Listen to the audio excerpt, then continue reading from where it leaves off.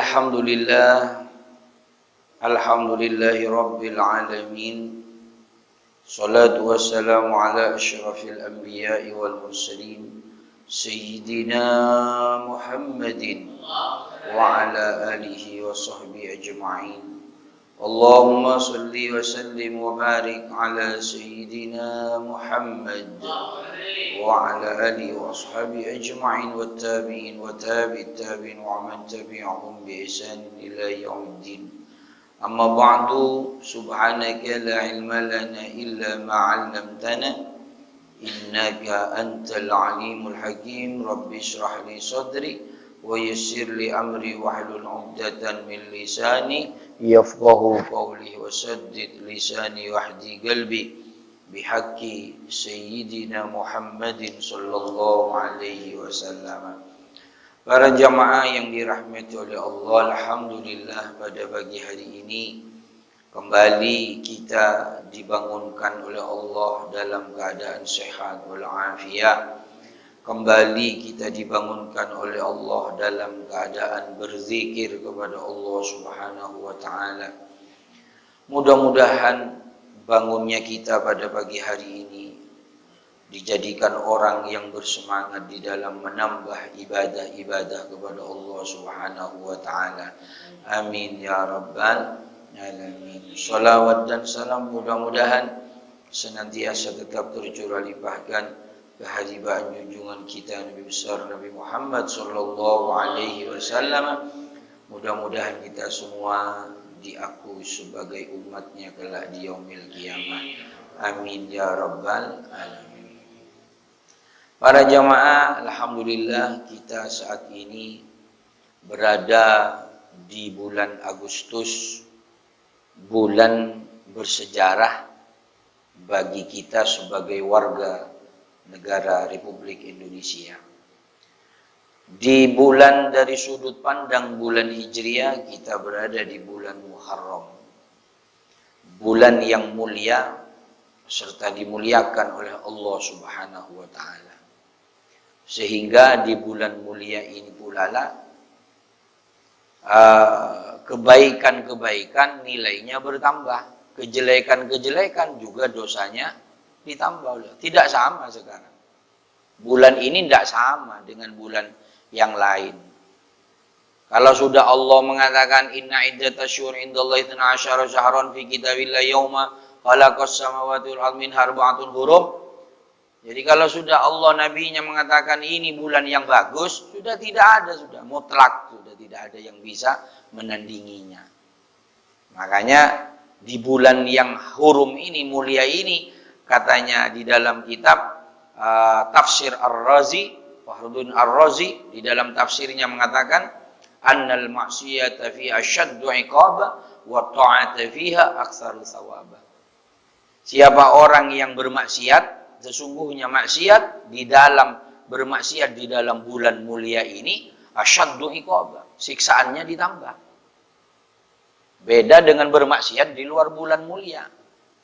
Sebaliknya wa ta'ata, ketaatan-ketaatan, ibadah-ibadah, kebaikan-kebaikan yang dikerjakan di bulan ini juga aksaru sawaba, dosanya ditambah.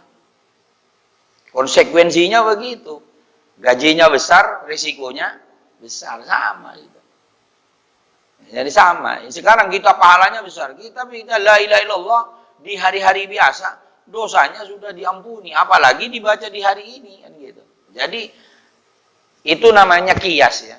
Makanya hukum ini tidak harus selalu ada di apa yang ada dikerjakan oleh Rasulullah. Sahabat ini mengkias-kiaskan, mengkait-kaitkan dengan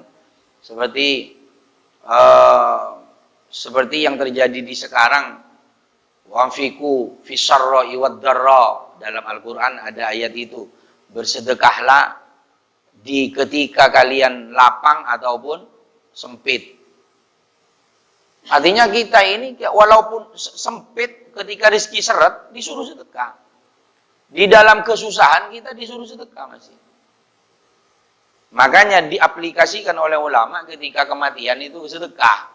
Itu bukan tidak boleh, boleh saja. Pertanyaannya cuman yang menjadi masalah, orang yang susah mau sedekah apa enggak, begitu.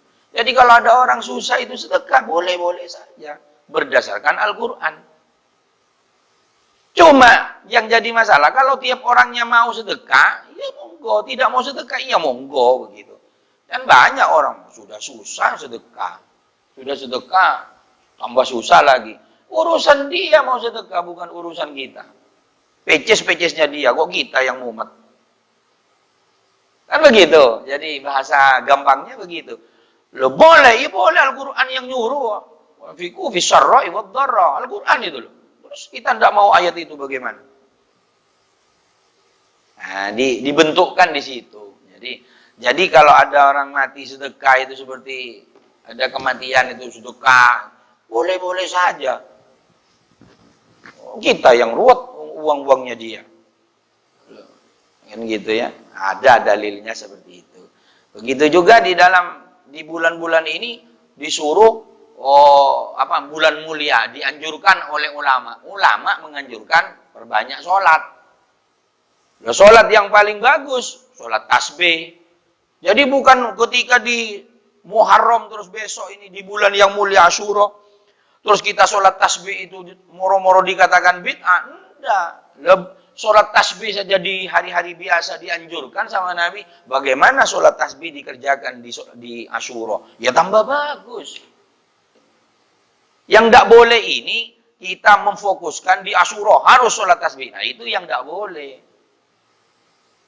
Kalau kita di bulan Asyura, di Asyura besok, di hari Kamis besok ini Asyura, melaksanakan sholat-sholat sunnah, sholat tahajud, sholat hajat, diperbanyak, sholat tasbih, ya boleh.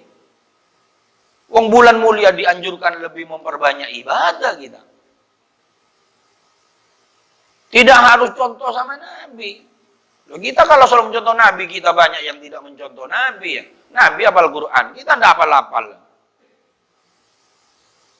Gitu kan, ini yang banyak di masyarakat seperti itu dijadikan masalah. Lah sunnah, mau monggo, tidak mau monggo. Yang jadi masalah mempermasalahkan orang yang mau melakukan ibadah. Gitu. Hadis doif, hadis lemah ini ya. Itu boleh diamalkan di dalam amalan-amalan ibadah boleh. Hadis doif, yang tidak boleh hadis palsu. Seperti contoh kemarin, di hari Asyura, di hari 1 Muharram, itu hadisnya doif, lemah. Siapa orang puasa, tanggal akhir bulan Dzulhijjah, sama digandeng dengan 1 Muharram, itu dosanya yang 50 tahun, itu diampuni. Hadisnya doif. Tapi boleh melakukan puasa. Kenapa? Kita mau ibadah, jangan ngelihat pahalanya. Ya puasa-puasa, beres. Mau monggo, tidak mau monggo, beres. Terserah. Kembali kepada kita. Kenapa kita dimingi-mingi? Karena banyak di antara kita kadang beribadah, kalau tidak pahalanya besar, tidak ngelakuin. Sehingga disitulah keluar pahala-pahala. Seperti itu kan. Nah ini. Jadi melakukan monggo, dan melakukan monggo. Hadisnya, ada hadisnya. Doif. Hadisnya lemah, tidak sahih. Kenapa lemah? Karena ada periwayatnya itu satu, hafalannya lemah. Ini, Nabi dari Nabi dikatakan doif. Dari 4 periwayat, itu satu ya. Satu ini, ada periwayatnya yang ngasih kabar, itu lemah hafalannya. Jadi doif hadisnya. Ini bisa dikatakan sekarang, kalau kita dengar kabar, kalau ini pembohong, wajib kita tidak percaya. Hadis begitu, ada pembohong, ada 4 orang ngasih kabar hadis. Tapi ada yang ngasih kabar 1, pernah bohong. Itu sudah hadisnya, kelasnya dhaif. Insyaallah. Sampai ke sana kehati-hatiannya di dalam menerima kabar dari Rasulullah Shallallahu Alaihi Wasallam. Nah, ini para jamaah. Jadi besok ini di bulan hujan, di hari mana, hari Kamis besok ini ada hadis Asyura, ini hari mulia ini, yauma khalaqas samawati wal ard. Asyura ini Allah menciptakan langit dan bumi, sekaligus Allah menghancurkan bumi. Kan gitu kan? Allah. Ya. Ini hari Asyura besok. Jadi hadisnya Nabi datang ke Madinah itu ada orang Yahudi. Yahudi itu puasa tanggal 10 Muharram Asyura itu. Ono apa iki? Kira-kira bahasa kita ya. Ada apa ini? Puasa Nabi, puasa Asyura. Kenapa puasa Asyura? Iya, saya bersyukur di tanggal ini Nabi Musa dulu selamat dari kejaran Fir'aun. Apa kata Nabi? Aku lebih pantas daripada kamu untuk berpuasa keselamatan Nabi Musa. Maka Nabi bukan hanya ngomong seperti itu, Nabi berpuasa di Asyura sekaligus nyuruh sahabat, puasa di Asyura katanya Nabi. Kan seperti itu. Nah, cuman ditambah lagi dalam hadis berikutnya, supaya tidak sama orang Yahudi ini, kita tidak boleh sama dengan orang-orang di luar Islam. Puasa jangan Asyura tok, tambah ono di tanggal 9-nya disebut Tasu'a. Berarti Rabunya besok. Rabu, Kamis, puasa. Yang mau puasa mak monggo, tidak mau ya sudah, tidak usah. Puasa beres, tidak usah tanya iming-iming pahalanya. Ya puasa Nabi puasa beres. Gitu ya. Tidak perlu tanyaan pahalanya. Ya banyak hadis, ada yang mengatakan setahun, ada yang lebih ya. Cuman dhaif juga hadisnya. Gitu kan. Sekarang puasa itu hari yang bagus kok. Kita mau tanya di hari Senin Kamis saja puasa, pahalanya besar apalagi di Asyura, kan begitu. Kiasnya kan begitu. Puasa saja di hari Kamis, di hari Rabu, Kamis. Ya. Nah, cuman anjuran di hari Kamis itu suruh sedekah, baik itu nyantuni anak yatim maupun sedekah kepada fuqara masakin, ataupun ngasih nafkah kepada istri, ngasih nafkah kepada keluarga, orang tua, mertua. Itu kan memang anjuran mulai dari dulu. Bagaimana itu dilakukan lebih dari biasanya di hari Asyura? Ya tentu lebih hebat. Cuma ditambahilah oleh ulama. Ngasih dijadikan fadail oleh ahli-ahli hikmah. Orang yang sudah ibadahnya luar biasa sehingga penglihatannya sudah tidak sama dengan penglihatan kita. Siapa orang yang ngasih sedekah nafkah kepada istrinya di Asyura akan digampangkan 1 tahun rezekinya. Ya kita yakin saja sudah, yang penting ngasih kepada istri. Masa udah ada iming-iming kita tidak mau ngasih? Kan begitu bahasa gampangnya. Kasih saja kepada istri, lebih yakin sudah ada ulama gitu kan. Gitu ya, seperti itu. Nah, di Agustus dari sudut pandang Agustus kita ini bersyukur, ayo kita kirim doa kepada para pahlawan, bukan untuk menambah dosa dengan maksiat-maksiat di hari raya kemerdekaan ini, karena untuk meraih satu kemerdekaan ini orang-orang tua kita dulu, mereka ibadah, mereka berdoa, mereka mengorbankan nyawanya. Kita yang mengisi sekarang, ayo kirim doa mereka supaya mereka diampuni dosanya, bukan dengan diisi dengan dosa-dosa. Ya, keliru. Nah, ini syukur corona ini sehingga tidak ada kegiatan, enak bagus. Dengan apa? Dengan doa selamatan saja sudah. Selamatan tidak harus di pinggir jalan ya. Tidak harus di jalan. Tempat yang paling bagus di dunia di mana? Masjid. Oh, mau nyari jalan. Kan gitu, nutup jalan. Apa? Nutup jalannya orang, rezeki kita ditutup oleh Allah. Menyempitkan jalan sehingga orang sulit untuk jalan di situ, disempitkan rezekinya oleh Allah. Walaupun cuma sebentar. Ya, orang sekarang repot nyari hebohnya tok. Kehusuan ada heboh tok yang dicari. Seremonialnya yang dikejar. Jadi bukan diterimanya oleh Allah, ini yang tidak dikejar. Jadi Allah yang penting begini memang mulai dari dulu. Ya bolehnya, ya boleh-boleh saja. Cuman yang menjadi masalah, kita tidak eman tah kita melakukan sesuatu yang sia-sia. Mulai dari dulu kita ngelakuin yang sia-sia toh, terus pertanyaannya kapan kita mau merubah? Yang paling berat loh, ini menjadi tradisi yang akan kita wariskan kepada anak cucu. Kalau kita biar di situ, maka anak-anak kita besok seperti itu niru, dianggap benar sudah. Kan gitu. Nah, ini para jamaah. Nah, ini khusus di bulan Asyura, ayo bulannya bagus. Khusus Rabu besok puasa, Tasu'a, Kamis puasa. Nah, Kamis di sini ada acara buka bareng karena ada dawuhnya Nabi, man fattara mu'minan lailata Asyura fakannama aftara jami'u ummati Muhammadin sallallahu alaihi wasallam wa asba'a butunahum ila yaumil qiyamah. Siapa orang yang ngasih makan kepada satu orang, buka puasa kepada satu orang yang berpuasa di Asyura, itu pahalanya sama seperti memberi makan kepada umatnya Nabi Muhammad seluruh dunia sampai kenyang sampai kiamat. Ya, ini kan. Jadi kita perlu embel-embel, laku wis ngasih makan buka wis. Itu bidan Nabi. Aduh kesuwen. Nah, mau ya makan ke sini ngumpul, ndak mau ya mulia wis gitu beres. Kan begitu. Ya lakon sudah ada dalilnya. Wis bismillah, sedekah ngasih makan. Wong kita tidak di Asyura ngasih makan aja dalam kitab Fawaidul Mu'tarah itu melebihi dari ibadahnya Nabi Ibrahim ya. Nah, Nabi Ibrahim ketika ngebangi Mekah itu, Ka'bah itu. 1000 rakaat.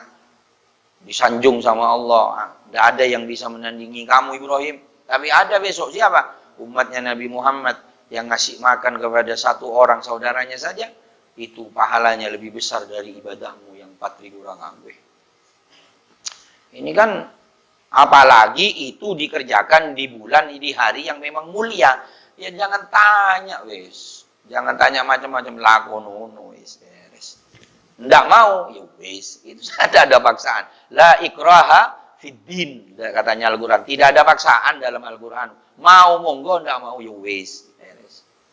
Saya melakukan, ndak kira sampean yang dapat manfaat. Sebaliknya sampean yang tidak melakukan, ndak mungkin saya yang dapat dosa. Beres. Nafsi-nafsi. Cuman dengan pengajian ini agar supaya kita tertuntun ibadah kita sesuai dengan syariat. Ketimbang Asyura diisi dengan jaranan. Mana bagus dengan puasa? Ayo. Kok ada ibadah dipermasalahkan, diisi jaranan sekali nanti. Kan begitu. Kan seperti itu. Ibadah diisi dengan ibadah bagus. Silaturahmi kepada saudara. Anjuran. Di luar hari yang bagus, silaturahmi bagus apa enggak? Bagaimana itu dilakukan di hari yang mulia? Kan tambah top. Gitu ya, ngasih makan ya. Makanya besok di sini Asyura bawa buka bareng. Pimpin malam-malaman gitu ya. Tidak harus jenang ya. Tidak harus jenang, cuman tradisinya jenang suro gitu. Korma apa, nasi. Ya boleh saja. Nasi. Nanti jenang semua yang enggak mau jenang. Pak Roman enggak mau jenang. Muhammad sudah pesan dulu. Kalau bawa jenang semua saya enggak makan nanti besok ini. Ya tidak harus jenang. Cuman umumnya itu jenang. Jadi enggak salah kalau ada bawa nasi. Enggak usah diomongin. Nanti mentang-mentang Asyura umumnya jenang, ada orang bawa nasi kuning diomongin. Gendeng wong itu. Surah bawa nasi kuning. Nah, ini yang salah. Omongan yang seperti ini yang salah. Umumnya memang jenang suro, tapi tidak harus jenang suro. Bawa jenang suro bagus, bawa nasi bagus. Yang penting mau makan. Yang penting mau sedekah, beres. Yang elek itu sudah tidak sedekah, kucing. Sudah tidak mau sedekah, ngerueng lagi. Kan gitu. Sedekah saja, tidak mau wis. Tidak mau makan wis. Beres. Makan sudah. Jadi seperti itu hikmahnya untuk menyambut mengisi Asyura. Selanjutnya akan saya sampaikan syurutu sholatil jamaah. Syarat sholat berjamaah. Jamaah ini dikatakan jamaah tidak harus ramai seperti ini. Orang katakan berjamaah ini ketika ada imam sama makmum, itu sudah jamaah. Itu jamaah. Terus al-awwal alla yataqaddamal ma'mum ala imami fil mauqif. Jadi dikatakan berjamaah ini ada aturannya. Kalau cuman berdua, yaitu tidak boleh kakinya makmum ini mendahului kakinya imam. Artinya posisinya, berdirinya, tidak boleh. Kalau berdua ini afdol itu maju ya. Imam di sini berdua, makmum di sini, ini tidak afdol, maju. Atau imam ke belakang sini. Tapi di sini tempatnya bagus ya. Jadi apa? Imamnya di sini, makmum ini di belakangnya lututnya ini. Kalau perempuan memang di belakang. Ini laki-laki. Kalau cuma 2 orang. Itu afdolnya begitu. 2 orang begitu. Jangan menjauh. Jauh-jauhan di situ. 2. Nah, bagaimana kalau ada makmum ada makmum berikutnya. Nah, ketika ada makmum berikutnya itu di sebelah kirinya imam. Di sini berarti imam diapit ini. Ketika ngapit bagaimana? Ketika berada seperti itu. Nah, ada 2 solusi. Pertama, imam yang maju. Atau yang afdol makmumnya yang mundur. Jadi tinggal milih. Kalau makmumnya ngerti, ya makmum mundur. Kalau makmumnya gendeng, tidak tahu, tidak mundur-mundur umpama, ya imamnya yang harus cerdas maju. Begitu aturannya. Aturannya begitu. Imamnya yang maju. Berarti makmum ditinggal sudah yang tadinya dekat sama imam begini, di sini ada. Nah, imam yang maju. Nah, makmum bagaimana merapatkan sudah kanan, yang kanan geser ke kiri, yang kiri geser ke kanan. Jadi yang jadi sorotan ini kan harus lurus dengan imam. Jadi makanya bikin sop ini bukan di kanan, bukan di kiri, sop baru. Di posisi lurusnya imam, di tengah. Kalau ngisi bukan di sana 3, di sini sana lagi. Sana 3, di sini isi pendatang baru. Jangan kumpul, memisahkan diri di sebelah, biar imbang lah. Gitu.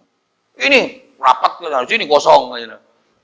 Jadi yang benar bagaimana? Kalau di sana sudah banyak, di sini sedikit, di sini isian. Gitu. Ini banyak terjadi masjid-masjid itu banyak. Orang ini kan sekarang ini kan banyak hanya bisa sholat.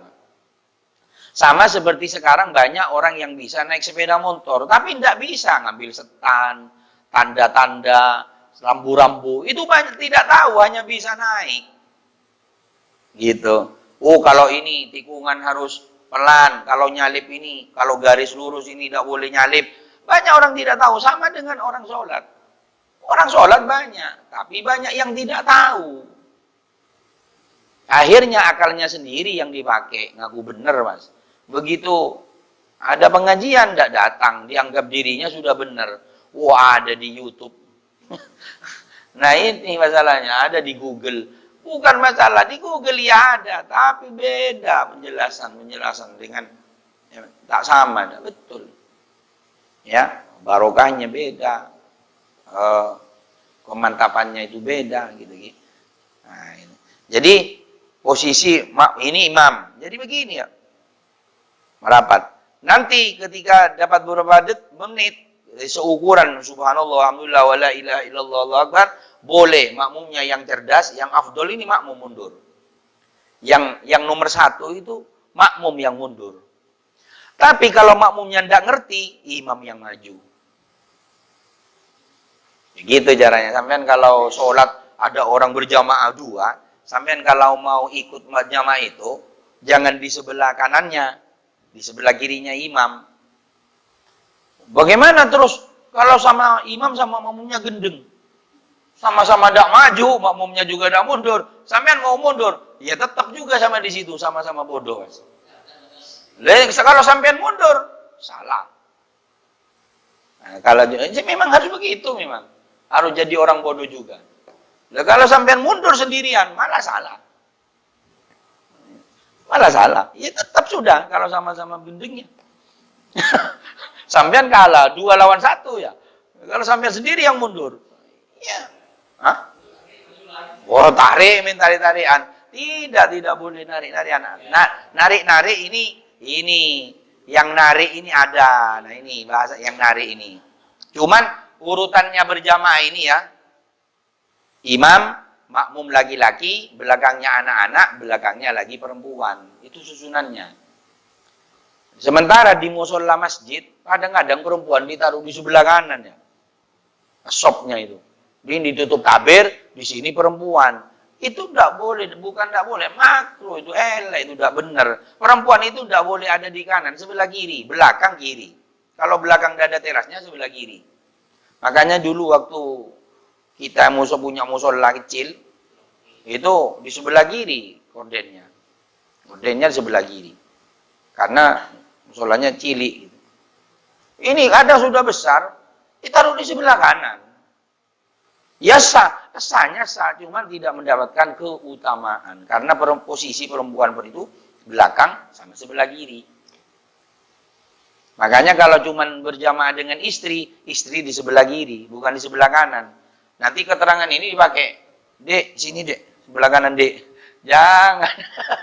Ya, jadi apa di sebelah kanan kan? Laki-laki sebelah kanan, anak kita berjamaah dengan anak kita sebelah kanan, istri sebelah kiri.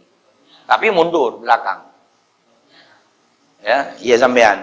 Ya, Karim ini. Terus, ya ini cara menarik ini ya, menarik orang. Menarik orang ini. Idza lam yajidil musalli sa'atan fi shaffi sunna lahul jarru bi khamsati syurut. Ketika di shaf pertama ini penuh, tidak ada lowongnya, ini dianjurkan, disunnahkan. Sunnah, catat, sunnah. Dilakukan dapat pahala, tidak dilakukan tidak apa-apa. Paham ya? Ini tidak wajib narik ya. Sunnah jari, narik orang. Tapi dengan 5 syarat. Jadi mau narik ini harus penuhi dulu 5 syarat. Jangan moro-moro asal tarik. Katanya Ustaz tarik, mundur. Oh ngamuk. Sholat ini narik. Jadi ada syaratnya. Syaratnya yang pertama bagaimana? Ayyakunal mahruru hurran. Jadi yang ditarik ini orang yang merdeka sekarang ini lepas ini, lolos ini. Sekarang kan merdeka semua, ada budak. Ya. Yang kedua, ayyakuna adadus shafil majrur minhu aksara minal itsnain. Jadi yang mau ditarik di depan ini lebih dari 2 orang. Jamaahnya ini lebih dari 2 orang. Misalkan sempit, isinya 3, boleh narik ke belakang 2-2. Tapi kalau cuma 2 orang, tidak boleh narik. Di belakang cukup, di depan sendiri. Kan gitu. Jadi kalau mau narik, itu harus lebih dari 2 orang. Tapi kalau gini, ini kalau penuh, seret sampai sana ya, penuh di situ ya. Jadi di situ apa seukuran manusia lewat cuman. Karena ini pintunya salah kan. Makanya bikin masjid itu sebetulnya tengah ini harus ada pintu. Sebab kalau pintu fungsinya pintu depan ini untuk nyambung shop dengan orang yang ada di luar. Ketika penuh. Kan begitu. Jadi kalau sudah penuh ini tutup pintu, berarti orang yang mau masuk itu dari posisi tengah, dari belakang perempuan. Jadi makanya afdol ini dulu di tengah ini ada pintu. Seperti itu. Ya. Ya, seperti itu. Jadi masuk dari situ. Kalau dari situ perempuannya juga penuh. Nah, kebetulan sini perempuannya kan tidak pernah penuh. Boleh lewat di situ dah. Cuman kan lewat di tempatnya perempuan dalam soal ini kan tidak bagus. Tidak bagus. Ya, tapi tidak apa-apa. Ada lagi mau lewat mana? Lewat sana. Jadi di situ tutup ya. Kalau penuh di situ ya. Nah, kayak tadi Mama harus di situ. Mama harus jadi. Itu. Jadi kasih jalan yang 1 orang itu bisa lewat saja.